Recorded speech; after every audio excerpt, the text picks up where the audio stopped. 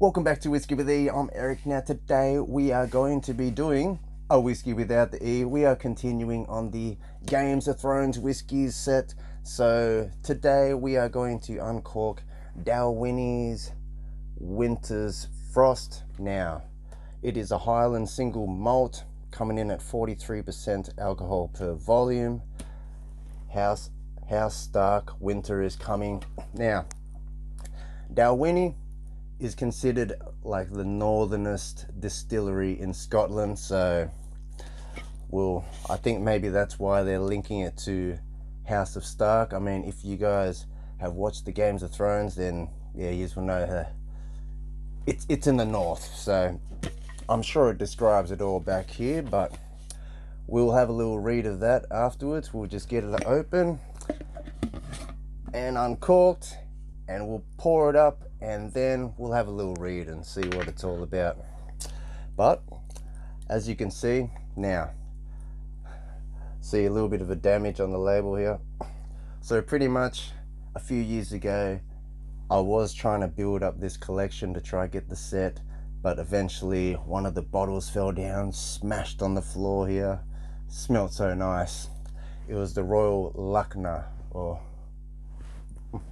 yeah, that one. But anyways, so pretty much by the end of it, I don't have the full set anyway, so then I thought I'm gonna try some. So here we are. Now we're up to the Dalwhinnie. Alrighty, so like I said, 43%. So essentially Dalwhinnie, the most northernest distillery, so we'll see how that relates to this House of Stark, but let's get this open. So essentially this is going to be first impressions, uncorking. So I know some people be like, you should let the bottle breathe and you know, this and that, but I mean, I could sit down, do this without you guys here first and write down some tasting notes and all that, but we're going to go live, unedited, unscripted, sharing my thoughts as it is, as it comes. So without further ado, pause for the cork pop. Oh, now how's that for a cork pop? Woo! Now that was a good cork pop. Alrighty, here we go. We're pouring some up. Alrighty. I really don't even want to put that there. Where's the cork? Alrighty. Now, like I said, the Games of Thrones sets definitely has caramel color in E150A, so we're not going to judge too much about the color, guys. Like, this is what I mean by the colors are all going to be the same. You can tell by just grabbing all the bottles and just lining them up together, and then you'll see that it's all the same color, and that's how you know it has been colored added. So definitely has been chill filtered, all that rest of that jazz, but we're not here to judge that. I'm just here to judge how this is. Now this essentially is retailing for like close to $200 now, so if you were able to pick this up back in 2018 when it first came out, it was probably worth it more at $80, or 3 bottles for $200 at the time. But since the label is damaged, that's a good enough excuse for me to open it and share my thoughts to the world. So without further ado, on the nose. Oh, what? Okay, so essentially considered a Highland distillery, but to me, I'm getting like a Speyside kind of vibe here. It's so florally, vibrantly fruity, like it's light and fruity. There's no peat in this, there's no yeah, definitely nothing like that at all. There's nothing challenging here, let's just say. It's not like an Isle of Scotch or anything like that. So pretty much essentially the Speysides, the Highlands, are going to be more of your fruity style of scotches, which is going to be less challenging, probably more friendly to the beginner drinkers of the Scotch world. Now note, when the Games of Thrones set came out, I thought, what a great way to get all the non-whiskey drinkers into collecting or into trying some scotches. So at the time, Games of Thrones was booming, so Diageo creating this limited release, I thought, brought non-whiskey drinkers to maybe try the different distilleries. So that's what I thought was interesting about it anyway. But let's go back to that nose. So by fruity, I mean like you're getting the apples, but it's not overly green apples, but it's not candied apples. This is like a real fresh apples. You could almost say there's pears there.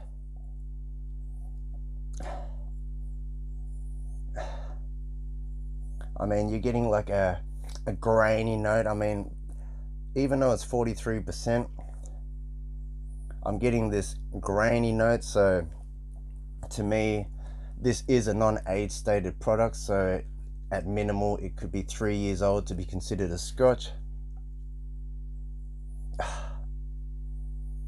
Yeah, like it's like a honeyed apple. All right, so you know, nothing overly complex, but is it pleasant nosing? Yeah, it's not bad.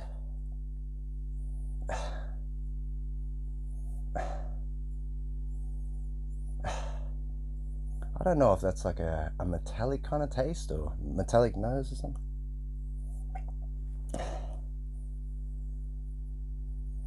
I don't know what that is. Must be like a metallic-y note, something metalish.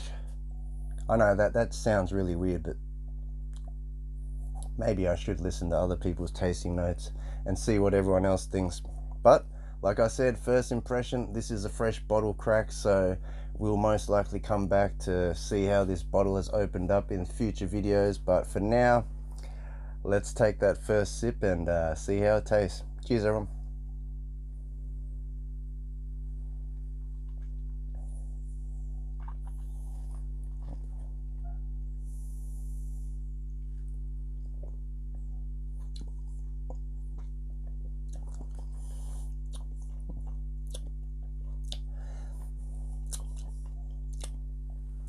It's like the maltiness came out there on the palate, like a honey maltiness, like maybe a slight crackery note, like a graham cracker or something, as people may describe it. To me, it's really close to the Clynelish. I mean, the Clynelish was a lot higher in strength, but I mean, this is lower in strength, and that was just the first sip. So let's see how quick our palate acclimates to this 43% before it starts feeling like it's water. I hope it's not going to be that case, but let's go for that second sip, everyone. Cheers, everyone.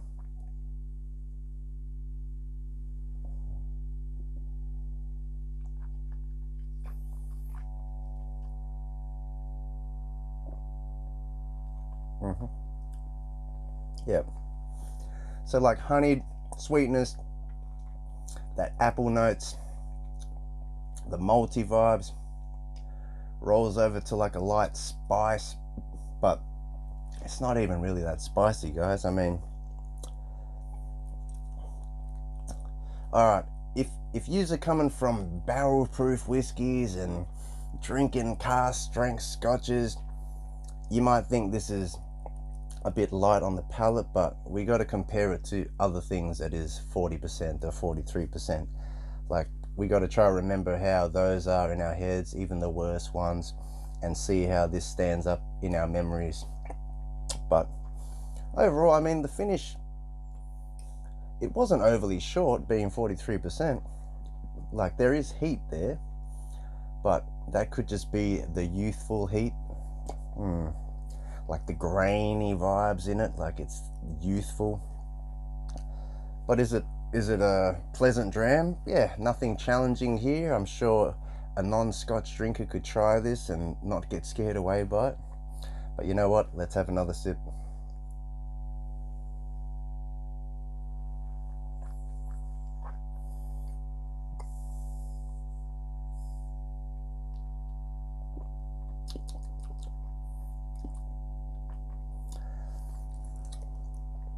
the more sips you have, the more it feels like the finish is shorter. All right, if that makes any sense. So when you're first pouring this up, feels like there's some strength, some heat, some little rough edges, but it feels like it's got a longer finish. But then after a few sips, as you start to acclimate to it, it feels like it just comes and it just goes. But you know what, let's add in some water, see if we unlock any flavors. So I got some water here still. Oh, alrighties.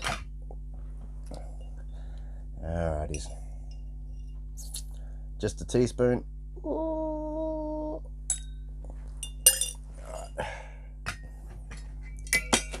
And there goes the lid. Oh, looks like we're going on a wonk. Uh-oh. Unedited, unscripted. Don't fall now. Oh. Okay, maybe I gotta lean this way a bit to look straight. Live, unscripted, unedited, you know how it goes. Bloopers and all, guys. Are we straight? Are we straight? All right. So we added in the water. Now, essentially, you want to add in water into your scotches. It could unlock some oils, you know, some extra flavors that you can't generally pick out if you can't get past the ethanol, the alcohol. So the drop of water helps unlock those oils and extra flavor notes. But let's see if it did that here.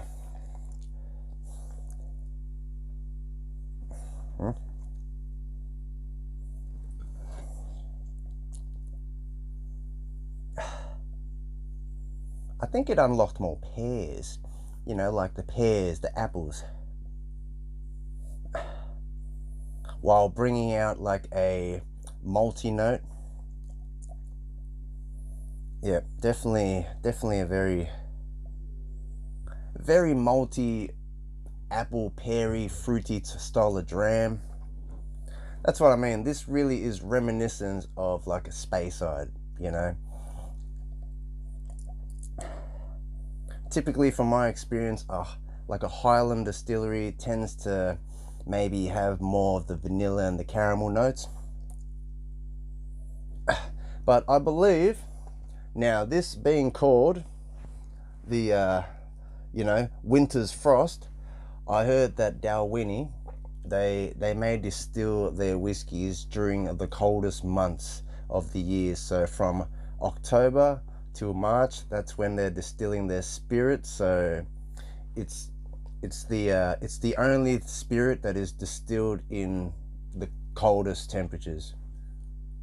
Don't quote me on that, but I believe that's a fun fact. There we go.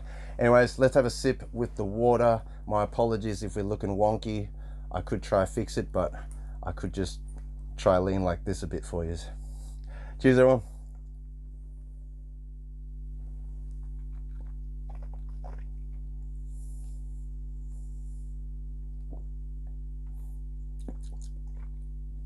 Okay. The water brought out oiliness, so you're getting a vibe that it's oily, you know. But did it unlock extra flavors? I feel that maybe the maltiness is coming out a lot more. You're probably getting less of that apple and the honey. It's just coming across more malty when you add in the water, and more oily. So I guess it does unlock oils. But you know what? Second sip with the water. Let's go.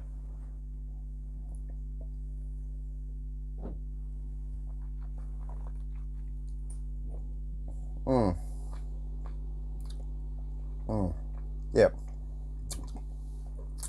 So essentially, if you're digging, you can say, yeah, hints of vanilla, hints of caramel, all that rest of it. But when you're looking at it, it's like a honeyed apple. It's malty, it's a honey apple. You know, that malty could be described as cereally, crackery notes, graham crackers. But I mean, coming from the Klein leash, that was good. I mean, maybe I should have went lowest ABV to highest ABV, because in my opinion, I don't even think I'd want to replace this. Now, like I said, this is retailing for $180 nowadays. So pretty much when you can't find it on the shelves anymore and you have to type it up on Google, so it's pretty much secondary rates now, you know. So it's whatever these retailers want to sell it for, which, you know, all these other cheap prices are already all sold out because it was released in 2018. But like I said, I justified opening this because of the little damage on the back label there. See how it's a little bit of a water damage? Well, it wasn't water damage. One of the bottles fell down. All the bottles fell down. One bottle smashed. Whew. That was a catastrophic day, guys. Alrighties, let's just say we are... Damn, we're heading into 16 plus minutes. Let's say like, comment, subscribe. Do you enjoy Dalwhinnie? Now, I think personally, seeing as this bottle now is retailing for $180 to $200, maybe it is probably in your best interest to just find the standard Dalwhinnie that is sold at your local liquor store. I believe it may be an age statement Dalwhinnie, so maybe Dalwhinnie 15 or 14. Leave it in the comments if you remember if it's 14 or 15. But I don't know, I heard that this might be more fruity, on the fruity side. Maybe the extra age is gonna tone down these grainy notes. So if that Dalwhinnie 15 or 14 is under 180, cheaper than this one, maybe get that one. Just saying. I mean, nowadays it's pretty much going towards collector prices. So if you're a Games of Thrones fan, maybe you still want to collect the whiskey, then, you know, maybe you don't want to open it to try hope that it gains in value or something like that. But keep in mind, there was probably millions of this limited edition bottling release. Millions could be an exaggeration, but let's just say Diageo, big umbrella, lots of distilleries, so they would have pumped out many liters, many barrels to combine up these releases. So just saying, limited edition sometimes doesn't really mean limited. Alrighties, anyways, let's finish this dram, this glass, and final breakdown. Cheers everyone.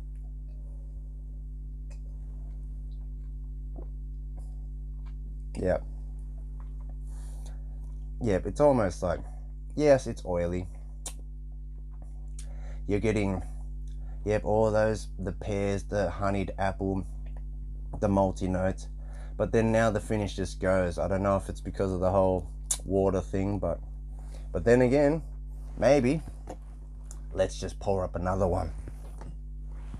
Alrighties. For science, guys, for science, as always, smoke and drink responsibly. Slowly sip your whiskey. Don't shot it like a hooligan. But this is for science, guys. I'm just curious if the palate has acclimated now, even without me having to add in the water. I almost spilt it. Oh my goodness. Alrighties. What a weird angle, eh? I gotta lean this way a bit.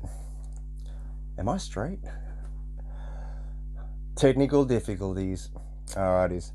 Live and unedited, like always, unscripted.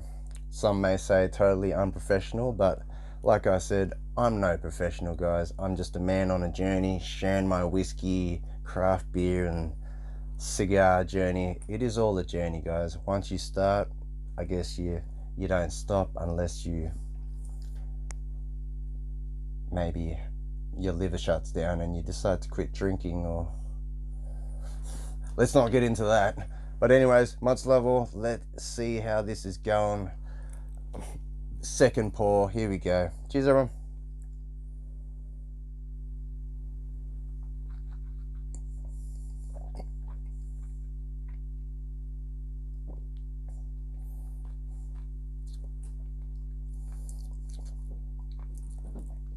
To me, it's just so similar to the Klein Leash. like unbelievably very similar, to the point where maybe I should just grab some of the Clynelish out and see how close it is. Unless it's empty. Unless I finished it. Oh, I finished it. Scrap that idea. Alrighties. Let's just say, to me, this reminds me of the Clynelish, but at least the Clynelish was over 50%. Now this being at 43%. To me, I appreciate that it is not 40%, because if it was 40%, it would probably be a lot more faster finish, a lot more in and out, maybe a lot more watery. But this being at 43 is almost just acceptable. Could it be better? Yes, it could be better if it was at 46 or higher. But for now, let's just say, do I recommend you grab Dalwhinnie Games of Thrones? No. If you're planning to drink it, it's probably not worth the price tag. Definitely just go grab the Dalwhinnie, the age-stated version. This non-age-stated version is definitely just for the Games of Thrones collectors. Now, I didn't get to read the back, so you know what? Here we go. In the vast cold expanse of the northern lands of Westeros, the Lord of House Stark ruled as king in the north for generations. Stoic, noble, and pragmatic, House Stark swore allegiance to the Targaryen crown and kept faith for nearly 300 years, and to House Baratheon when the Targaryens fell. However, overly noble